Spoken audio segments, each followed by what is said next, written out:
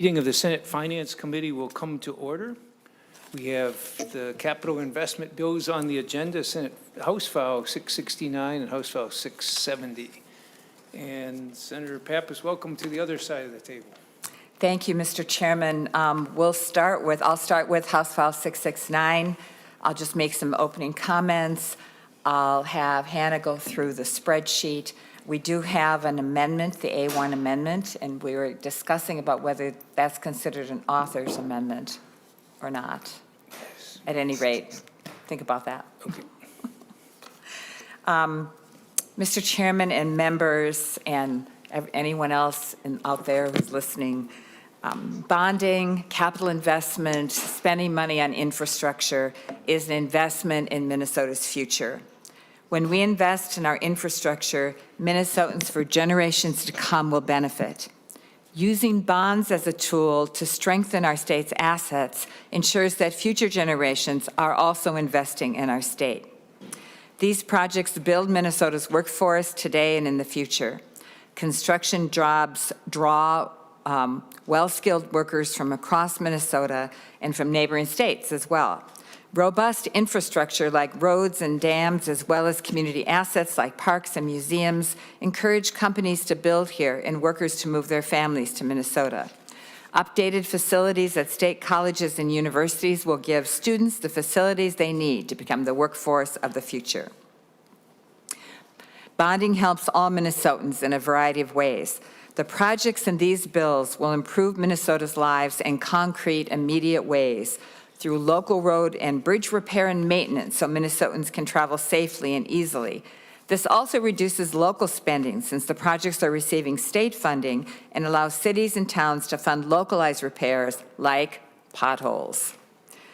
It also will help Minnesotans with flood protection, which keeps Minnesotans safe and reduces spending in high water years when we're able to prevent flood damage instead of react to it and spend money on repairs. New recreation areas and parks, expanded walking and biking trails, funding for museums, and more let Minnesotans experience the joy of the outdoors, whether they're skiing, hiking, or having a summer cookout. Important essential funding for repairs at colleges and universities will ensure students and faculty don't have to wear coats in class because the heating doesn't work, or dodge buckets on the floor that are catching leaks from the roof. And members, a really, really important aspect of this bill is the access to clean and safe drinking water. We're now hearing other bills in my committee. We had 29 on Tuesday, 19 on Thursday, all mostly from rural Minnesota, seeking help with clean water, both drinking and wastewater. We also are supporting community development centers and organizations.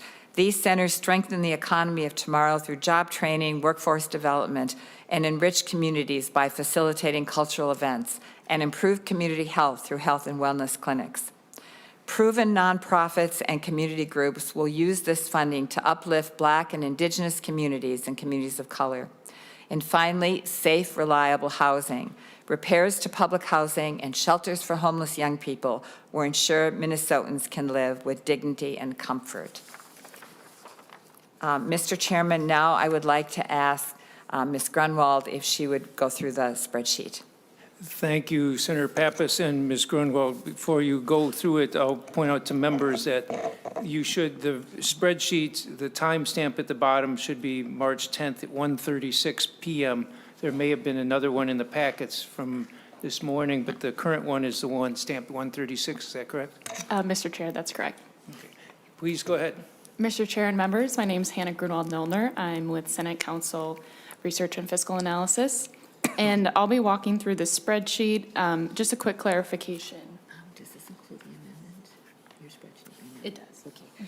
Mr. Chairman, I think we need to add the amendment first because that's been incorporated into the spreadsheet. Okay, and Senator Pappas, you said A1, but we have an A3 in our packets. Is it the A3 one? It's the A3. I don't have the updated one. Right. Senator Pappas moves the A3 amendment to House File 669. Is there a discussion from members? Senator Pappas, you want to speak to it briefly? And we'll switch then to Ms. James, who's going to explain the amendment. Okay. Mr. Chair and members, Just one moment before she starts, I apologize. The agreement we have with the House and with the Republicans is that there is a section, a portion of the bill in which the DFL projects are being appropriated, and I'm making some changes within the DFL section of the bill, but I'm not making any changes to the Republican section of the bill, which is coming from the House. Thank you. Ms. James, welcome to the committee. Please go ahead. Mr. Chair and members, Stephanie James, Senate Counsel, walking through the A3, line 1.2 is a modification, a reduction of the flood hazard amount for Moorhead. Line 1.3 is a reduction of, line 1.2 is a reduction of the flood hazard total. Line 1.3 is a reduction of the amount for a flood hazard project for Moorhead. Line 1.4 removes the 3rd Street Kellogg Bridge. Lines 1.5 through 1.17 add in a project for an interchange in Washington County at Trunk Highway 36 and Lake Elmo Avenue. Line 1.18 reduces the amount appropriated for the Mississippi Learning Center. Lines 1.19 through 1.26 add a project funding the Regional Health and Wellness Center in International Falls. Lines 1.27 through 2.4 modify the description of the project for Albert Lee. Lines 2.5 through 2.15 add a water, sewer, and utility improvement project for Babbitt. Lines 2.16 through 2.23 add a project, a water treatment plant in Lino Lakes. Lines 2.24 through 2.30 modify an appropriation from 2020 for the Duluth Lake Superior Zoo, deleting the design portion of the project. Lines 2.31 through 2.32 of the amendment add in another, it's an additional law site in the conveyance for Two Harbors. The provision in the bill has to cite the law where the appropriation was initially made, and there's been some confusion around that, so to be sure, we are adding in both of those legal sites, and that is the amendment. Mr. And Chair. that last item was recommended by Minnesota Management Budget. Okay, Senator Pratt. Thank you, Mr. Chair. I'm looking at my A2 amendment dated 3/10 at 10:09 a.m., and I don't see Hoyt Lakes. 3.1 as a renumber the sections on my A3 amendment.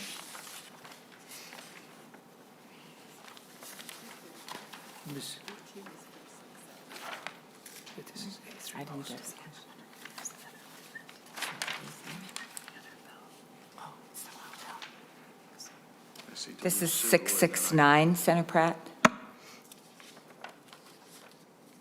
You have the A3 to Senate File 669, is it? Mm-hmm. Okay. Okay. Okay, Mr. Chairman, then we'll turn back to Hannah. Ms. Greenwald. Well, go ahead, please. Mr. Chair and members, just to clarify. We didn't adopt it. On the amendment. Mr. Chair, I'm still seeking clarification on the amendment as described by Ms. James. Mr. Chair, if I might, maybe Ms. James can once again tell us what lines 2.31 and 2.32 relate to. I think therein lies the confusion because the adjustments to that project are not displayed in the amendment itself. Mr. Chair and members, this is a conveyance, an authorization for some property owned by the DNR to be conveyed to Two Harbors. That's what's in the bill. So that conveyance has to cite the original law where the appropriation was made. There have been, in the past, 2 appropriations to the to the DNR for this piece of property to improve it with bond proceeds. To be sure that we got the right one, we are going to cite both of those laws in that conveyance. So this adds the 2002 appropriation to the laws cited in the Two Harbors conveyance provision. So, Ms. James, if I understand this right, because I thought this was part of the Lake Superior Zoo language. So lines 2.31, 2.32 go to the conveyance of property. And then I had thought you had said line 3.1, so I must have misheard when you said line 2.31. That was probably my mistake. So is there any further discussion on the A3 amendment? I would move the A3 amendment. And Senator Pappas moves that, and for members who are voting remotely, can you turn on your cameras? No further discussion. All those in favor say aye. Aye. Aye. Aye. Opposed? No. Motion prevails. Ms. Aye. Grunwald, please go ahead and continue. Mr. Chair and members, again, I'll be walking through the spreadsheet provided in your packets, timestamped 1:36 p.m., not a.m. And just for clarification, I'll only be touching on House File 669A3 changes. And if it's the preference of the chair, the author, for me to point out the general fund changes or wait until we adopt that amendment, is that the preference? I think wait till we do the general fund. Okay, sounds good. So just to quickly explain how this spreadsheet is laid out, the two columns that you see, there's one column with the House amounts as passed by the House, and then the far right columns showing both the GO bill and the GF bill as amended and proposed to be amended in committee today. And as you look through the spreadsheet, there's some shading, and the shading is just indicating if it's not a GO bond appropriation. So I'll begin with University of Minnesota for higher education asset preservation and replacement, or HEAPR. The bill appropriates $39.5 million. For Fraser Hall chemistry undergrad teaching, $92.6 million, bringing the total of U of M to $132.1 million. Then for Minnesota State, HEAPR is appropriated at $44.7 million. And then from lines 13 through 25, there's appropriations to the Minnesota State systems, which includes GO and user financing. So that's why they are shaded, just to indicate that difference. So beginning on line 13, Minnesota State University Moorhead for Weld Hall, $23 million. For Inver Hills Community College, $22 million. Minneapolis College, $20.457 million. Pine Technical and Community College, $21.468 million. St. Paul College Academic Excellence Renovation and Design, $1.67 million. For Vermilion Community College, $3.6 million. For Central Lakes College, $11.59 million. For Northland Community Technical College, $3.28 million. For Minnesota State University Mankato, $8.46 million. For Winona State University, $4.86 million. For Lake Superior College, $8.31 million. For Metropolitan State University, $5.196 million. And for Alexandria Technical Community College, $955,000, bringing the total agency to $179.75 million. And I should say, Mr. Chair and members, if any members have questions as I go through each item, I'm happy to pause and we can discuss at that point. Thank you. So moving on to Department of Education, library construction grants at $4 million. Minnesota State Academies for asset preservation, $1.2 million. And for dorm renovations and pre-design, $7.8 million. I'll move on to the next page. For Purpose Center for Arts Education, asset preservation at $900,000. For the Department of Natural Resources, for asset preservation, $36 million. For betterment of buildings, $30 million. For wildfire aviation infrastructure, $6.36 million. For improving accessibility to state parks, 1.2 million. For dam safety repair and reconstruction, 4 million.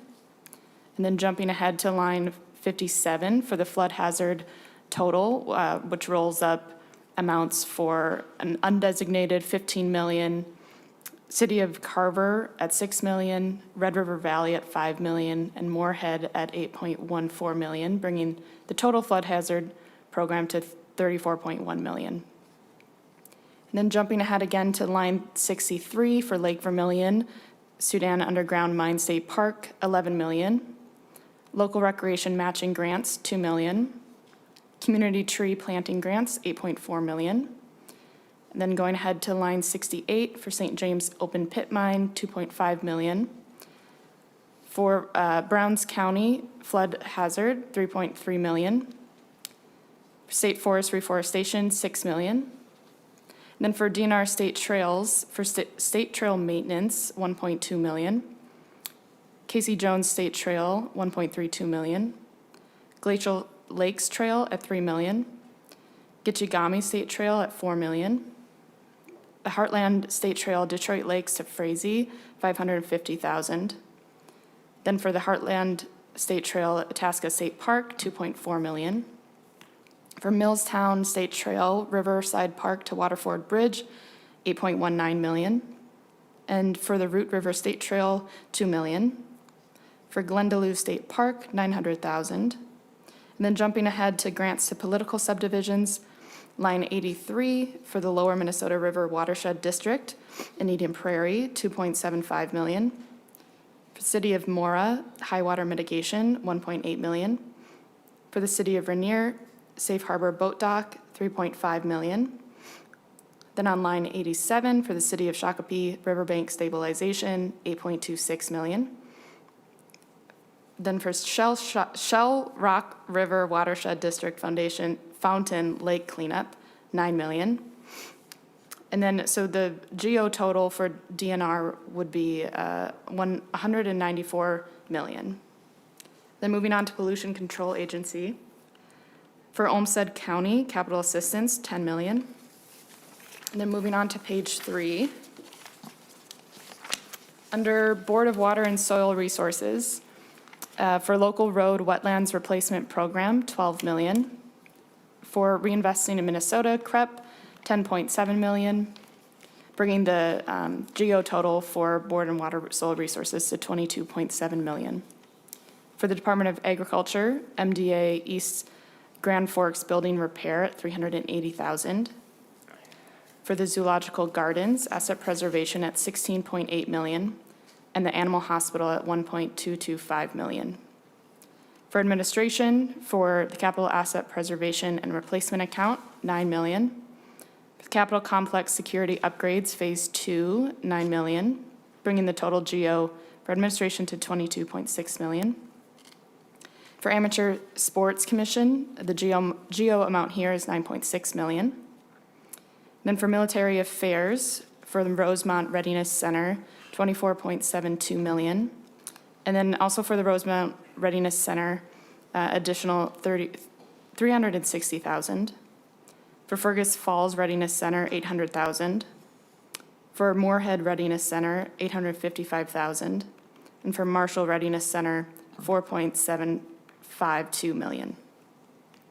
Then for the Department of Public Safety, the geo amounts here are for State Emergency Operations Center increased cost at 11.329 million.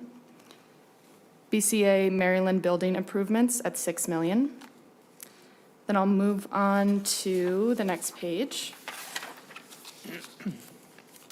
For the Department of Transportation, for undesignated amounts for local road improvements fund grants, 78.95 million. For townships, for the same purpose, 6 million. And for local bridge replacement program, undesignated amount at 67 million. Then for the highway railroad grade crossing replacement, 3.6 million. Port development assistance program at 18 million. Safe routes to school infrastructure program at 2.4 million. Active transportation program at 1.2 million. Minnesota Rail Service Improvement Program at 9.6 million. Greater Minnesota Transit Capital Program at $3 million. And then for local bridge and road grants, for Carver County, $3.76 million. For the city of Fridley, Northtown Rail Yard Overpass, $4 million. For Hennepin County, Hennepin Ave Bridge, $3.5 million. Then moving down to line 179 for the city of Inner Grove Heights, 117th Street reconstruction, $5 million. Then on line 184 for the city of Plymouth, $6.2 million. For the city of Savage, road and bridge improvements, $800,000. Then moving down to line 190, the city of St. Paul Park, 3rd Street collector roadway at $7 million. Sherburne County, $2 million. Then on line 193, Washington County, Trunk Highway 36 interchange at $10 million, bringing the total for Department of Transportation GO amount to $232 million. For Metropolitan Council for Inflow and Infiltration Grant Program, $12 million. For Metropolitan Regional Parks, $16.62 million. For Bus Rapid Transit, $72 million. And then grants to political subdivisions, jumping down to line 205, that's $6.7 million. Then moving on to the next page. For Department of Human Services, asset preservation at $7.2 million. St. Peter water sewer upgrades at $1 million. Early childhood learning and child protection facilities at $900,000. Behavioral health crisis facility grants at $10 million. Then moving on to Veteran Affairs for asset preservation, $12.36 million. For Hastings Veterans Home Campus Upgrade, $77.765 million. For the Department of Corrections, asset preservation at $33.8 million. For Lino Lakes Building renovation and repurposing, $492,000. Then moving on to the Department of Employment and Economic Development. For Business Development Public Infrastructure Grant Program, $10 million. For Innovative Business Development Public Infrastructure Grants, $1.5 million. Transportation Economic Development Infrastructure at $1.5 million. Greater Minnesota Housing Program Infrastructure at $3 million. Greater Minnesota Child Care Facilities at $900,000. Then for grants to political subdivisions, the city of Apple Valley for Inclusive Playground, $1.38 million. On line 249 for the city of Belle Plaine Public Infrastructure, $3 million. Then on line 261, the city of International Falls Regional Health and Wellness Center Planning and Design, $1 million. Line 269, city of Oak Park Heights redevelopment at $2.19 million. Bringing the total for deed GO bond appropriations at $24.47 million. Then for Iron Range Resources and Rehabilitation Board, I'm now on line 302 for Giants Ridge Water and Electrical, a $12.2 million appropriation. Now on page 8 for Public Facilities Authority, state match for federal grants to state revolving loan programs at $41 million. Drinking water grants, $35.2 million. Clean water grants or wastewater, $52 million. Point source implementation grants at $80 million. Lead service line replacement at $10 million. And for grants to political subdivisions, the city of Albert Lea wastewater treatment facility at $2 million. City of Arden Hills water and sewer improvements at $510,000. The city of Babbitt water, sewer, and utility improvements at $2 million. City of Bagley drinking water and sanitary improvements, $7.2 million. City of Brainerd water treatment facility and improvements, $5 million. City of Clearbrook water infrastructure improvements, $5.5 million. City of Cloquet water infrastructure at $5 million. And on line 326, City of East Gull Lake wastewater treatment improvements, $2.9 million. City of Elk River sewer improvements, $1.1 million. City of Grand Rapids water treatment plan renovation, $2.5 million. Then on line 331, the City of Lino Lakes water treatment, $13.5 million. City of Mankato water treatment, $11.58 million. City of Medicine Lake infrastructure, $3.5 million. City of Monticello, water treatment plant and system, 11 million. Line 336, City of Morristown, water and sewer infrastructure, 1.5 million. City of Osseo, lift stations, 1.6 million. City of Owatonna, wastewater treatment improvements at 11 million. City of Rice Lake, water sewer system and treatment plan, 1.8 million. City of South Haven, drinking water improvements, 3.5 million. City of St. Michael, wastewater treatment improvements, 5 million. Bringing the total for the PFA GO to 315.89 million. Moving on to Housing Finance Authority, Public Housing Rehabilitation at 72 million. Then for the Historical Society, Historic Sites Asset Preservation at 5 million, County and Local History Preservation Grants at 1 million. And then for MMB, the estimated GO bond sale expenses at 1.565 million.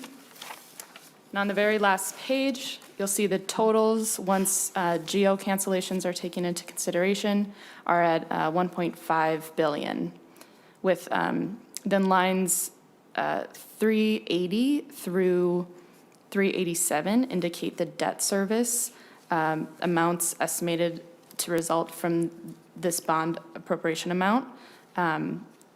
Just quickly, 39.8 million in the fiscal year 24-25 biennium, and then 98 million in the fiscal year 26-27 biennium. And with that, I'll stop for any questions. Questions from members of the committee? Online? Apparently not.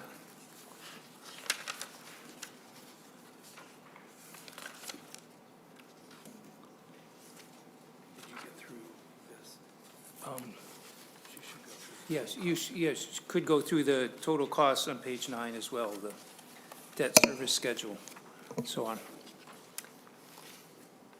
Mr. Chair and members, what would you like me to walk through again? Sorry. Mr. Nauman, you wanted to go through the debt service schedule and that general fund impact as well? Mr. Chair, Senator Pratt and I were having a conversation on the side. We wanted to make sure that, in fact, Ms. Grunwald-Nollner had gone through lines 380 through 404. Mr. Chair and members, I can walk through those right now. I'll also mention the net general fund impact. So there is some general fund spending in House File 669 as amended. So the net general fund impact of those changes plus the debt service is 44.6 million in fiscal year 24-25 biennium, and then 98 million in fiscal year 26-27 biennium. And in the back of the bill, calculations, just a quick calculation here showing the bond sale authorization from the bonds proceeds fund at 1.38 billion, the state transportation fund at 182.2 million, and then the bond sales schedule, this is just showing the max debt service for the fiscal year 24-25 biennium at about 1.2 billion. And then the very last two lines, 403 and 404, just showing the gross total of both bills and all funds, so that would include House File 670 as amended as well. Thank you. Question, Senator Pratt. Thank you, Mr. Chair.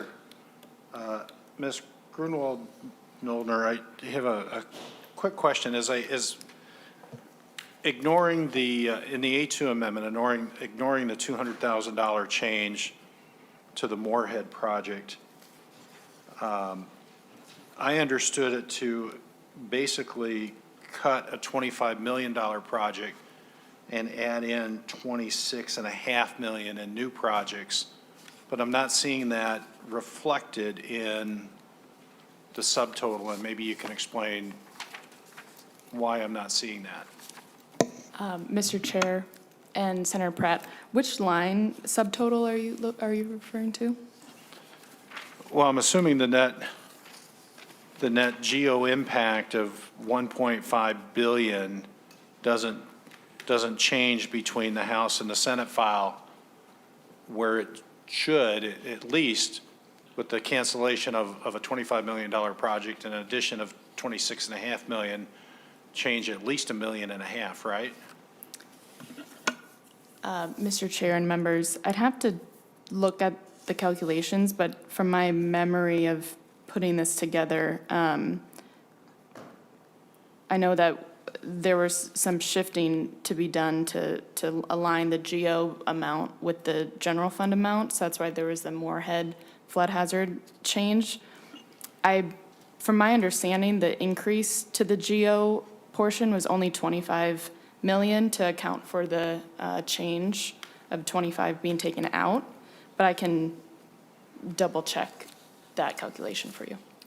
That was certainly the intention, is it Mr. would be a Chair. wash. Senator Pratt.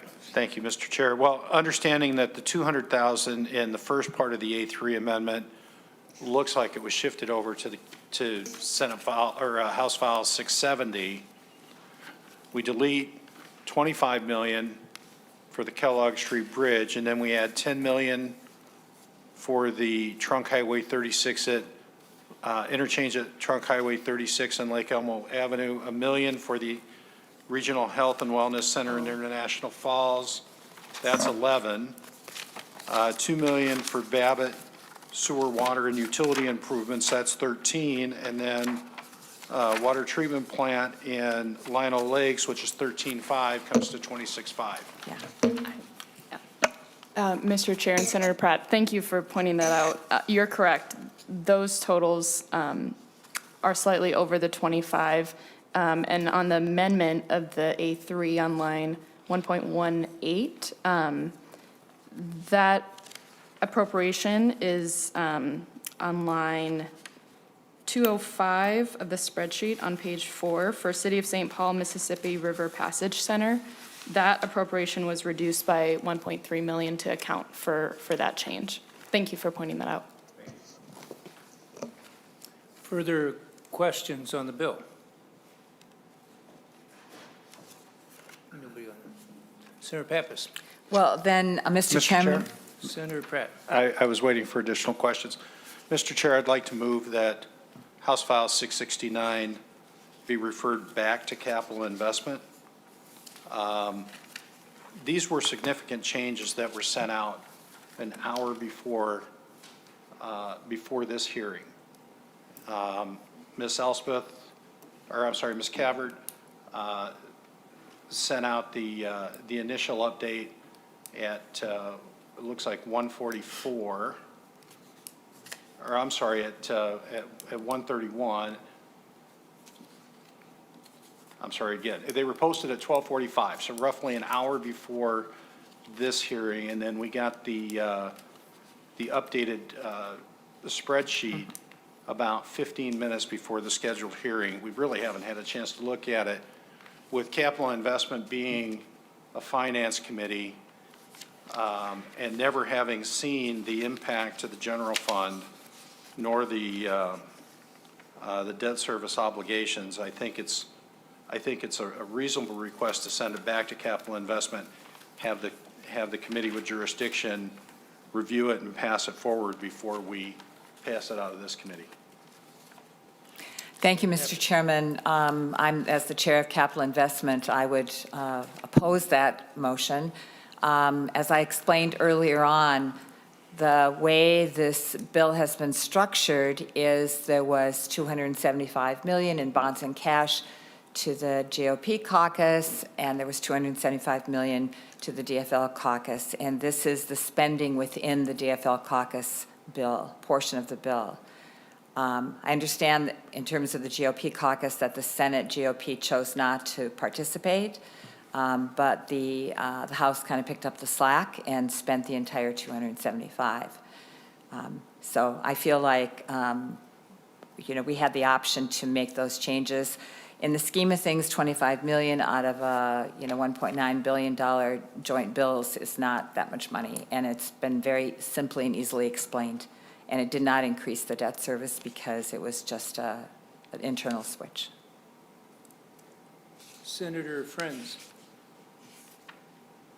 Thank you, Mr. Chair. I would oppose the motion. I think one of the things that's not lost on the people of Minnesota is the cost of delay. And I think the better path is to vote no on the motion, move the bill forward, and avoid the cost increases that have come with the last year of bonding not getting done. Those costs now being borne by Minnesotans, and that's if the bill passes sooner rather than later. Thank you, Mr. Chair and members. Thank you, Senator Friends. Senator Dames. Well, thank you, Mr. Chair, and I support this motion, and I'll tell you why I support it. I think the people of Minnesota want to see these things come into an open hearing and have hearings on it, so the people know what's going on. And to make the statement, it's only $25 million, that's the problem we have in the legislative body right now. The bills we're seeing come through, it's only $1 million here, it's only $1 million there. You know, folks, eventually millions make billions. And we need to get a handle on this. And I think that it's a perfectly fair request to send this back to capital investment, have this discussed, and then send it back over to finance and we can pass it out. There is no rush to get this done. Sending it back to capital gain or sending it back to capital investment might take another 2 days. That's not going to change much in the scheme of things. So let's do this right. Let's do what the public wants us to do. Let's start doing this legislation in the open and not behind closed doors, and let's do this right. Thank you, Mr. Chair and members. Senator Pratt. Well, thank you, Mr. Chair. And, I would remind this committee that not only is it the change in projects that I'm concerned about, but it's also the fact that this is the first time we've seen the debt service schedule that wasn't available in the Capital Investment Committee. I would also remind the committee that this came out 15 minutes before the scheduled hearing.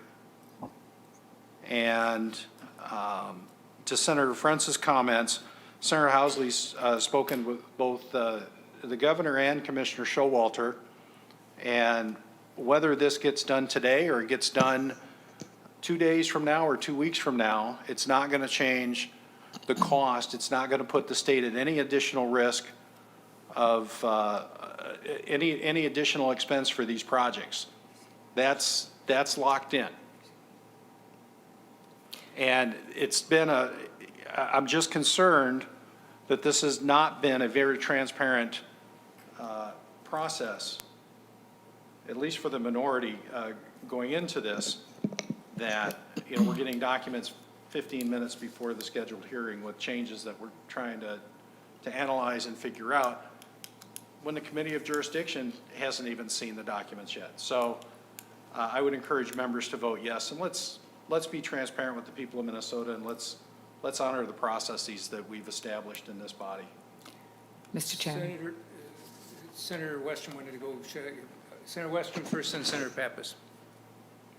Mr. Chair, first of all, question to the author, Senator Pappas.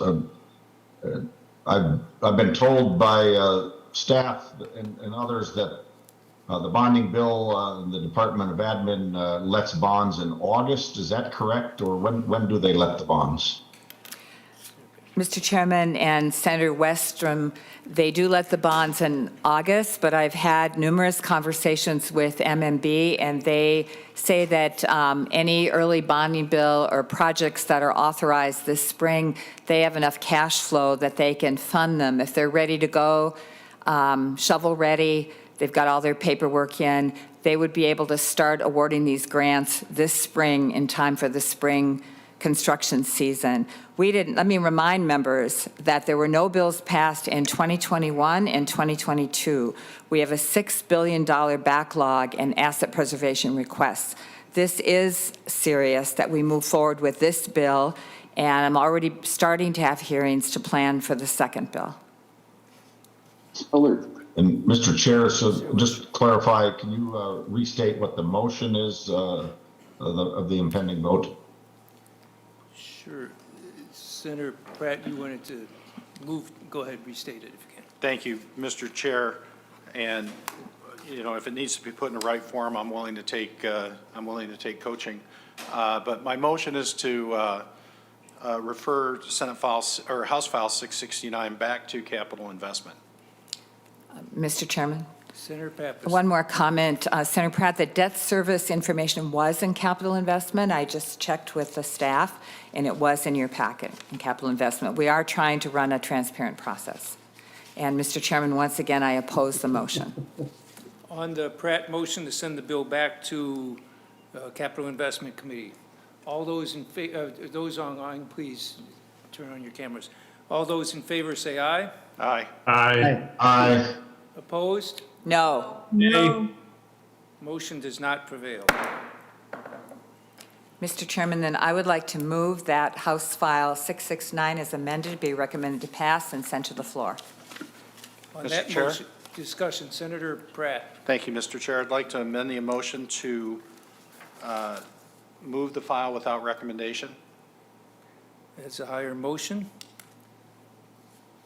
Senator Pappas. I would oppose that motion. On the motion to Mr. Chair. Senator Pratt. Thank you, Mr. Chair. Senator Pappas, I'm not opposed to bonding at all. And, you know, just to maybe correct a comment, I know Senator Housley's been working diligently trying to put together the Senate Republican projects, trying to work with Representative Erdahl to get that done. I also know that there have been some high-level discussions between the majority and minority leader on this bill. I think the right motion was I think the right process was to send it back to capital investment. There are a number of, there's at least one language change in the amendment to a previous bonding bill. I know we have, because the 2020 bill was put together so quickly, you and I have talked about a language amendment that I need to get incorporated, as well as I know there are several others just within our caucus, and presuming that there are several language amendments in the bill total, that it's important we get this thing right. So if we're going to move this bill, then I would suggest that it be done without recommendation, and let's just move it. You're going to move it to the floor anyway. We might as well move it without recommendation. There's no, and we allow the majority and minority leaders to continue to work this out. Mr. Chairman, part of the lack of success in bonding bills in the past is because there's been this attitude that the leaders have to decide. And I've been here for several decades, and that has not worked very successfully.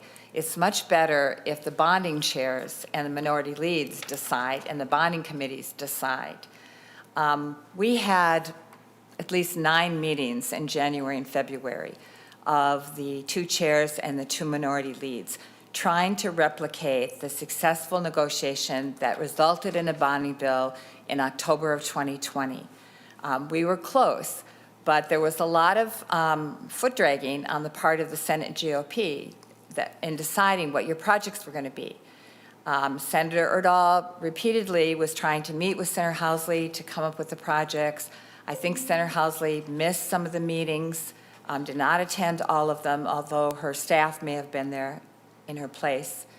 We were really trying very diligently and very intensely to move this primarily 2022 bill that was negotiated when the Senate Republicans had the majority by Senator Bach.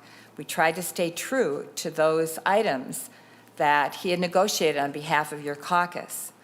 But it's been frustrating to me as I've tried to be extremely bipartisan, and I've said repeatedly that this bill is half GOP, this bill is half rural Minnesota, half DFL, half Metro. And we need to get this out there. I have 480 requests in my committee for bonding help from all over the state, including state agencies.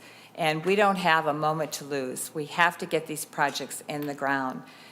In the projects we got, project lists we got from the House, 26 Republican senators have projects in this bill.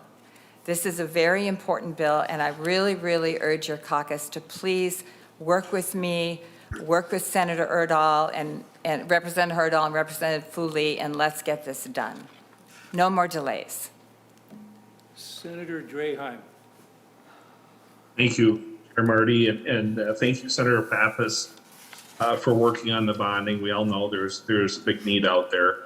But I just want to correct one thing that I never saw the bonding bill. It was not shared or provided to the membership of my caucus. And, Senator Bach, independent, did his own thing. And just make sure the public understands, we never saw the details in writing of a bonding bill last year. Thank you. Senator Draheim, I know that Senator Rasmussen had the bonding bill from last year. I saw him with it. So it was available. I never saw the Republican projects last year. My caucus did see the joint agreement and the DFL projects. It's not my fault that your caucus assigned Senator Bach to chair the bonding committee and that he was not transparent with you. I don't know why your caucus didn't insist on seeing it, like my caucus did with me. Follow up, Chair? Senator Draheim. Yeah, I don't know what happened in the other body. I'm not a member of the other body. I wasn't a member of the other body. All I know is what took place. I try to be pretty hands-on, and I'm just informational purposes explaining that this year is the first I've seen of a bonding. Just be transparent. Thank you. All right, thank you. I understand, Senator Draheim. Senator James. Well, thank you, Mr. Chair, and it just is really getting interesting here, sitting and listening to this conversation. It's almost embarrassing, and it is shameful. We pretend that we're doing everything by the light of day. We pretend that everything is transparent. We pretend that the world is going to end because of the Republicans. I want to tell you something, Chair Pappas. There's a lot more that went into this than what you're letting on, and that's fine. But let me tell you something. I don't know if Senator Rasmussen had a copy of the bill or not. If he did, it's probably because he was a House member last year, not a Senate member. But let's put all that behind us.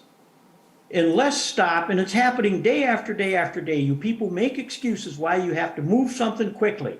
We hardly ever have fiscal notes. I mean, you folks are so far off on the way we should be doing this according to the process we should be using, and then you're going to start pointing your finger at the other side. Let's just put this stuff up behind us, and let's do this right. Let's do this with transparency. Let's make sure that everybody has the information, and let's quit playing games. Thank you, Mr. Chair. Mr. Chairman. Senator Pappas. Mr. Chairman, Senator Dames, there's no games being played here. Senator Housley was invited and included in every negotiation meeting that we had. She had the list of the joint agreement. Eventually, she had the DFL list. The only list we did not have is from the Senate GOP. The House GOP list and the entire bill was passed last Monday in the House. There's been ample time for everyone in your caucus and for the public to see what's in this bill. Mr. Chair, I've been trying to raise my hand. Senator, I'm sorry. I was looking at the people who've raised their hands there. I understand. Senator Pratt, then Senator Champion. I'll let Senator Champion go first. Senator Champion. Thank you, Mr. Chair. Maybe this is a question for the bill author. It is my understanding that it was reported several times on the news that, and in fact that Senator Johnson said that there would be no bonding bill until there was a tax bill. So I'm not certain if I was the only one to hear that, if that's true, if that has any bearing on the conversation that we're having now. That's the question for Senator Pappas. Mr. Chairman and Senator Champion, that issue was brought up in the Capital Investment Committee by a number of members, and my response was that we are not negotiating a tax bill in the Capital Investment Committee. We're negotiating a bonding bill. Senator Pratt. Well, thank you, Mr. Chair. And the motion to amend the motion has really no impact. The bill will still go to the floor. When we look at this bill, to say it's a 50-50 is not necessarily accurate as well. We've gone through the bill. There's about $680 million in projects to Democratic districts, 381 million going to Republican districts, 514 million to Greater Minnesota, and 680 million to Metro projects. So there is a vast disparity in the bill that I know Senator Housley's been working hard to resolve along the way. You know, what the leaders are discussing, we have said, just like a number of members of your caucus when we were trying to pass the using federal funds to pay off the unemployment insurance that got tied to frontline worker pay. Senator Pappas, we have bills that get tied together all the time. But to say that this is a 50-50 bill, I don't know that, given the numbers that I've seen, that's necessarily accurate. I suppose there's a lot of different ways that you can cut that. But we are going to be adding $96 million in debt service obligation before we have targets. We're going to be adding $96 million on top of the $500 million that this majority's already spent before we have targets. As Senator Dame says, it's $1 million here to $1 million here. Pretty soon you're in billions. And we're getting pretty darn close. We're going to be at almost $600 million in spending before we have targets. So I think, again, I would say the right motion was to refer this back to capital investment. That failed. So if it's going to move, then let's move it on without recommendation. Let's get a bipartisan vote coming out of this committee. Senator Champion, on that point, then I hope we can vote soon on the motions. Thank you, Mr. Chair. It's just one quick question for my good friend, Senator Pratt. Senator Pratt, do you, I think I heard the author of the bill say that over in the other body, I won't mention who that other body is, that that Representative Erdahl provided a list of GOP projects that were amended onto the bill because that was a part of the list. So, Senator Pratt, do you have a GOP list? Because if Senator Housley's been really working on this, do we have an amendment? Because I'll vote for that right now if you have one. Mr. Chair. Senator Pratt. Thank you, Mr. Chair. Senator Champion, I don't have an amendment yet, and the House projects aren't the Senate projects. And we're doing the Senate's work here today, and that's neither here nor there. What I am saying is that there is a disparity between Metro and outstate. There is a disparity between Democratic and Republican projects, which is different than what Senator Pappas has alluded to in her testimony, at least as we've done the math. And it's not unusual to have to have concurrent priorities going forward. I am concerned that we're spending $600 million before we have targets. I'm concerned that this bill, without the cash portion, is obligating the state to $96 million in debt service. And we don't even have a budget plan yet. This has been, in my opinion, this has been a reckless session so far as it comes to spending, and yet here we sit with a record surplus. No matter how you slice and dice it, we have a record surplus. And we have not given the people of Minnesota any of the money back that they've paid in tax receipts in excess of what we've spent. And I think the people of Minnesota, just like the Republican caucus wants, we want a bonding bill, Senator Pappas. We're not opposed to a bonding bill. But we are opposed to the process. We are opposed to the speed at which this is moving. We are opposed to the fact that we are obligating the state into a stream of payments before we even have budget targets set. That's the concern. I'm concerned that we're getting spreadsheets sent out to us 15 minutes before this hearing. Now, they may end up being very, very close to what was there before, but the fact that we're getting them and we have to spend that time rushing through them, trying to understand them 15 minutes before the hearing is troubling.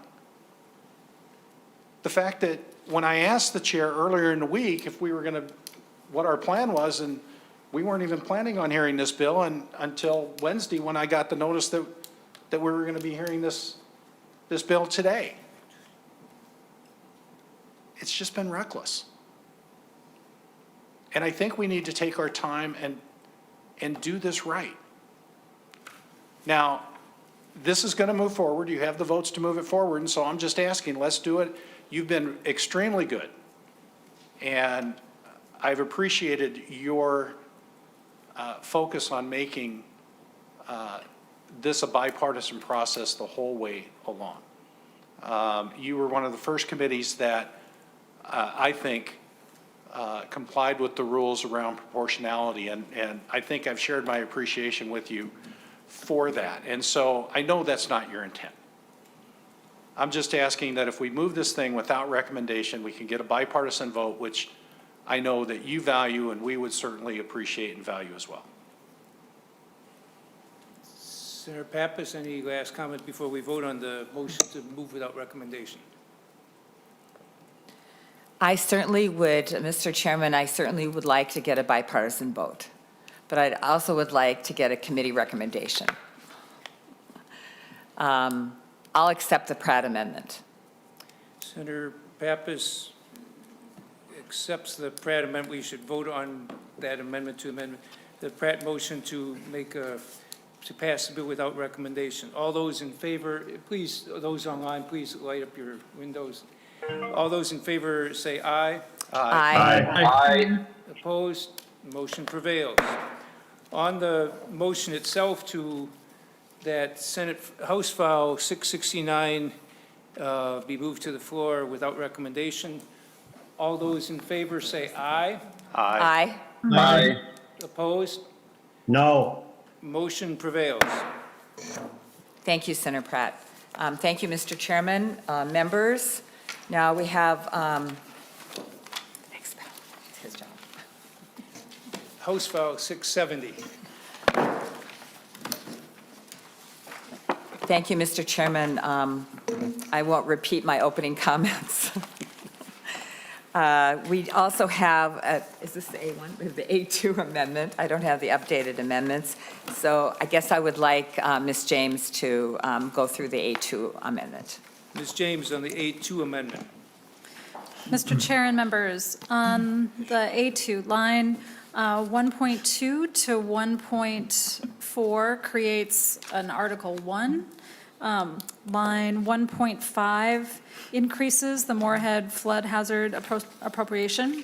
Line 1.6 through 2.3 adds a St. Louis County ATV trail system project.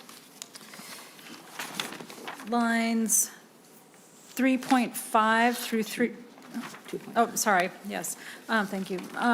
Line 2.5 to 2.6 of the amendment modifies how the money flows for the Minnesota River Basin projects.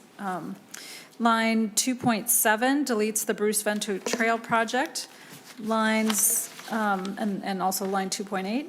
Line 2.9 through 2.24 adds the Hoyt Lakes project. Lines 2.25 through 3.6 add a project in Big Fork. And then lines 3.7 to 3.8 are a technical amendment, changing the cross-reference from in this act to a more specific section.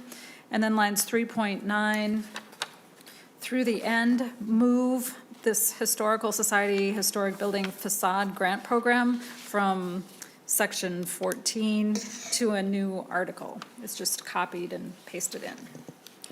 Mr. Chairman, Senator Pappas. this is similar to what we did in the other bills. within the DFL portion of the bill, we're just moving some projects around. Further discussion on the A2 amendment. Senator Pappas moves the A2 amendment. Senator Pratt.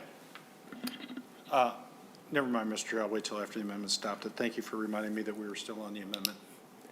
Any discussion of the A2 amendment? If not, if those online can turn on their cameras. All those in favor of the A2 amendment say aye. Aye. Aye. Opposed? Motion prevails. Okay, Mr. Chairman, now could we have Ms. Grunwald go through the spreadsheet with the GF projects? yes, Senator Pratt, did you have a question before that or after that? Ms. Grunwald-Noldner, go ahead, please. Mr. Chair and members, on this spreadsheet, I'll start on page 2, where the general fund projects begin for House File 670 as amended by the A2. So for the Department of Natural Resources, on line 56, the net lake dam reconstruction is at $3 million. Then for Moorhead flood hazard, on line 62, $2.856 million. And as Ms. James pointed out, this is where the 200,000 shift was made from GO to GF between the two bills. On line 67, Canisteo Open Pit Mine Complex at $8.875 million. And then on line 81, I apologize, this was a part of House File 669 that I missed. It's a general fund appropriation, a part of that bill for the Upper Sioux Agency State Park Bond at $250,000. Then on line 86, for the City of Rochester, Willow Creek Trail at $1.875 million. Then on line 89, for St. Louis County All-Terrain Vehicle Trail Systems at $1.55 million. And then for the total GF portion in House File 670 for the DNR, the total is $18.156 million. Then for the Pollution Control Agency for the City of Andover on line 95, $6.1 million. For Todd County, the transfer station at $2.795 million. Then on the next page, for the Board of Water and Soil Resources on line 105 for the Minnesota River Basin Project Flood Hazard Mitigation Area 2, $1.5 million. And then again, I apologize, on line 124, this was also a part of House File 669, a general fund portion of that bill at $4.5 million for the Ford Building demolition. Then on line 131 for Amateur Sports Commission, $4 million here for skate park grants. And then for Military Affairs on line 141, the Minnesota Military Museum at Camp Ripley at $5.7 million. Then for the Department of Public Safety, line 148 for State Patrol Headquarters pre-design, $350,000. Then for grants to political subdivisions for the City of Medina, $1 million. For the City of Hibbing, $10 million. And for the City of Marshall, $2.25 million. Moving on to page 4, for the Department of Transportation's, the general fund portion begins on line 168 for the City of Biwabic, road improvements at $1.4 million. Then for Chisago County, US Highway 8 reconstruction at $8 million. Douglas County, box culvert under US Highway 29 at $2 million. Then on line 176, Hennepin County Medina Railroad Crossing, $450,000. Line 177, City of Hutchinson Civil Air Patrol Training Center at $3.7 million. Line 180, City of Carlstad Airport Runway, $3.9 million. City of Lakeville Freight Rail Car Storage Facility at $7 million. City of Madelia Road Improvements, $12.8 million. Minnesota River Valley Regional Railroad Rehab, $2 million. Line 186, Scott County, $4.9 million. For Sibley County, $3.2 million. For Stearns County, Town Line Road Improvements, $7.5 million. Then on line 192, this was also an item included in House File 669, but in House File 670, it is appropriated $10 million in GF. Then for Metropolitan Council, going down to line 202 for the City of St. Paul, Waukon TP Center, 2.5 million. For Dakota County, Minnesota River Regional Greenway, 5 million. City of Delwood, Lake Links Trail, 2 million. For Minneapolis Park Board Grand Rounds Missing Link, 6 million. For the City of Minnetonka, Hopkins Crossroads Trail Improvements, 1.6 million. Also for the City of Minnetonka, the Opus Public Space, 725,000. For Ramsey County, Park at River's Edge, 6.2 million.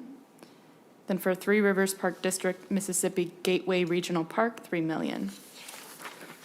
Moving on to page 5, under Department of Human Services, for St. Peter, Sunrise, and Tomlinson Building Renovation, 21.568 million. And for on line 222, Harriet Tubman Center Nonprofit East Renovation is appropriated 3.38 million. And on page 6, for the Department of Employment and Economic Development, beginning on line 247 for the City of Aurora Community Center at 630,000. Line 250, City of Bloomington Public Health Facility Design, 1.8 million. City of Cannon Falls, John Birch Park, 469,000. Then for the City of Champlin, Mississippi Crossing, 1 million. Again, for the City of Champlin, Parkland, 1.25 million. City of Chisholm, Ice Arena and Curling Rink, 3 million. City of Duluth Entertainment and Convention Center, 5 million. City of Duluth Spirit Mountain, 13 million. City of Hermantown Ice Arena, 7.475 million. City of Hoyt Lakes Community Rec and Wellness Center improvements, 1.75 million. The ISD number 2149, Central Square in Glenwood, 4 million. City of Inver Grove Heights Heritage Village Park at 2 million. City of Litchfield Wellness Center, 1 million. City of Mendota Heights Pilot Knob, 1.8 million. City of Minneapolis Central City Storm Tunnel, 9.9 million. City of Richfield Wood Lake Nature Center, 12 million. City of St. Paul North End Community Center, 6 million. City of St. Paul Conway Community Rec Center, 2.5 million. City of Waite Park Quarry Redevelopment Phase 2, 2.5 million. Moving on to page 7. Lines 277 through 297 are all grants under deed. So beginning with line 277, 30,000 feet, Black Arts and Tech Center in St. Paul, 3.5 million. The Andon Young Center in St. Paul, 2.2 million. Hope for Youth, Youth Homeless Center in Anoka, 8 million. Appetite for Change in Minneapolis, 1.5 million. Avenues for Youth in Minneapolis, 2 million. Clues in Minneapolis, 3.5 million. Cultural Wellness Center, Dreamland on 38th in Minneapolis at 3 million. Duluth Historic Armory Arts and Music, 4.5 million. Keystone Community Services Food Bank in Ramsey County, 2.3 million. The Irreducible Grace Healing Art Center in St. Paul, 1.5 million. Isaroon in Minneapolis, 3 million. Native American Community Clinic in Minneapolis, 4.5 million. Northrop King in Minneapolis, 1.72 million. The Norway House in Minneapolis, 5 million. Public Functionary Nonprofit in Minneapolis, 450,000. Somali Museum in Minneapolis, 3.9 million. Southern Anoka Community Assistance Food Bank, 2.5 million. True Friends Camp Courage in Wright County, 10 million. St. Cloud's Children Museum, 7 million. V3 Sports Inc. Nonprofit Event Center in Minneapolis, 12 million. And finally, Walker West Music Academy in St. Paul at 2.5 million, bringing the total deed GF portion of the bill to 161.779 million. And then under Iron Range Resources and Rehabilitation Board, on line 304 for the City of Big Fork, 1.5 million. And on page 8, the Public Facilities Authority, beginning on line 318 for the City of Austin, wastewater treatment improvements at 14.5 million. Line 322 for the city of Bram, wastewater and drinking water, 10.2 million. Crane Lake Water Sanitary District, debt retirement at 1.294 million.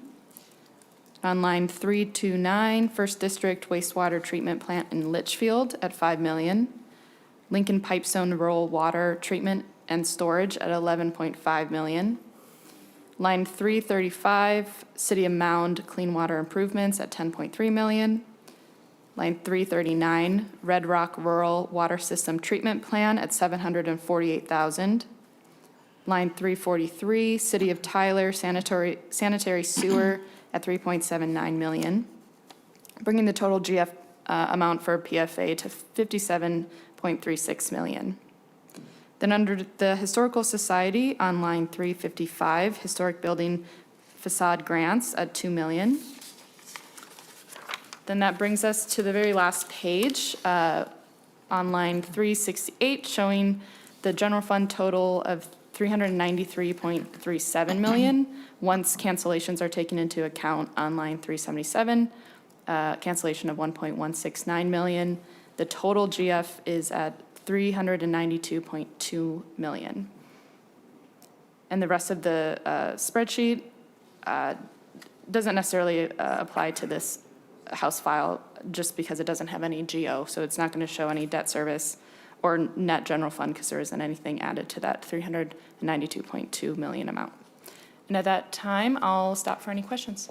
Thank you. Are there questions from members of the committee? Senator Pratt.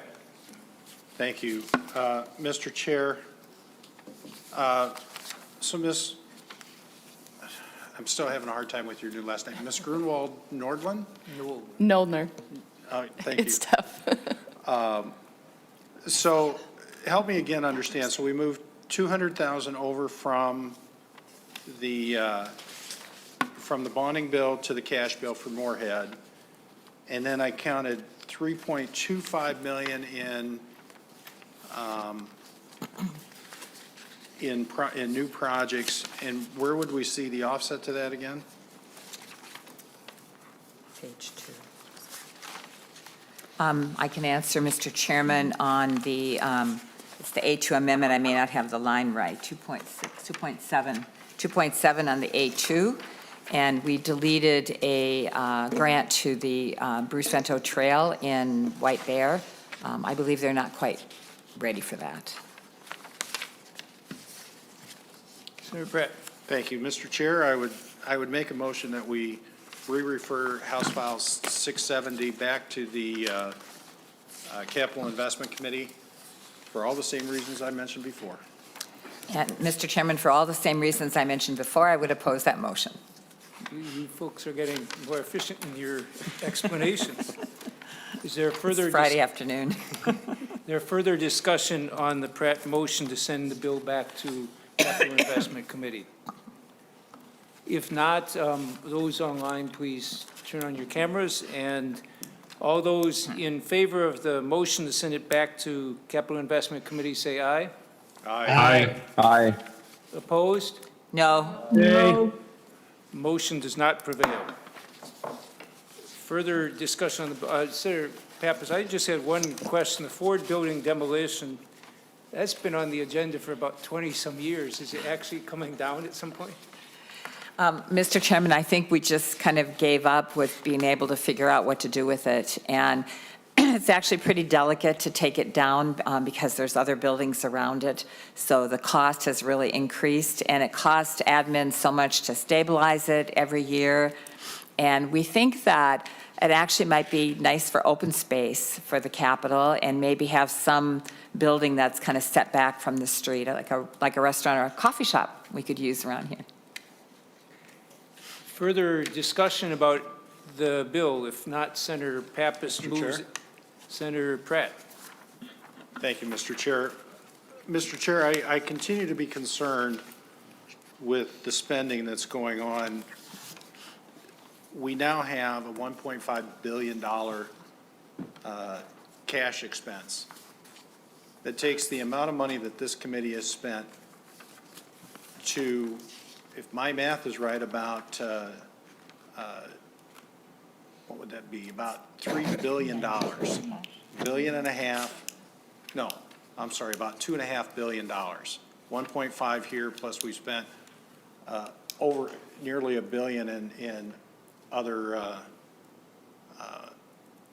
spending. And again, without targets, without some sort of plan to recognize that Minnesotans have paid in more to the state than we've spent, and the fact that they are hurting,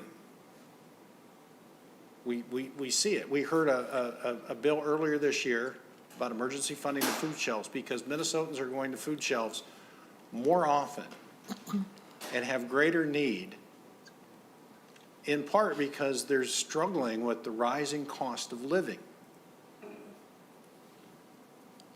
We should be giving them tax relief. We should be helping our seniors by not taxing their Social Security benefit, since they've already been taxed on that money. And Mr. Chair, we should be giving them rebates, some sort of rebate checks for the money they've already paid in excess of what we spent. I'm not saying that these aren't important projects. I've got some projects in this bill. I would say that I would like to see some of the numbers change over time, and I know Senator Housley has been working with Representative Erdahl on that as well. We should have referred this back to capital investment so that work could continue, but we're going to be moving it ahead. I just continue to be extremely concerned, again, with the recklessness that is being put and the amount of spending that we are moving forward without budget targets, without a budget plan.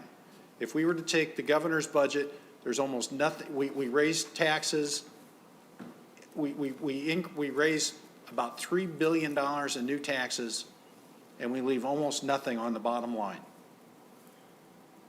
And I think the people of Minnesota, before we spend $1.5 billion in a cash capital investment bill, deserve to see those numbers in total. I remember you and Senator Rosen having this very discussion last year. And maybe I didn't pipe up strongly enough, but I kind of agreed with you. And now we should be doing the same thing here. The exact same thing that you advocated for last year, of having a budget plan, having targets, having some sort of roadmap of where we're going, is what's needed for the transparency to the people of Minnesota. And we're not doing that. We're spending $1.5 billion before we even have a budget plan, before we even have a commitment that hardworking Minnesotans are going to get some of their money back. Senator Pratt, a couple of comments. One, first of all, this bill is $392 million, not $1.5 billion. Second of all, yes, we are working on targets. We're talking with the House, we're talking with the governor, we're talking with all the budget committees and the tax committees. We're working on putting that together, and we're clearly tracking this. These things are going to go against the targets. This is a responsible bill with the 2 years out without having a capital investment bill. I think this is a responsible thing to do, and I think Senator Pappas has put together, along with the House Democrats and Republicans, I think she's put together a reasonable bill.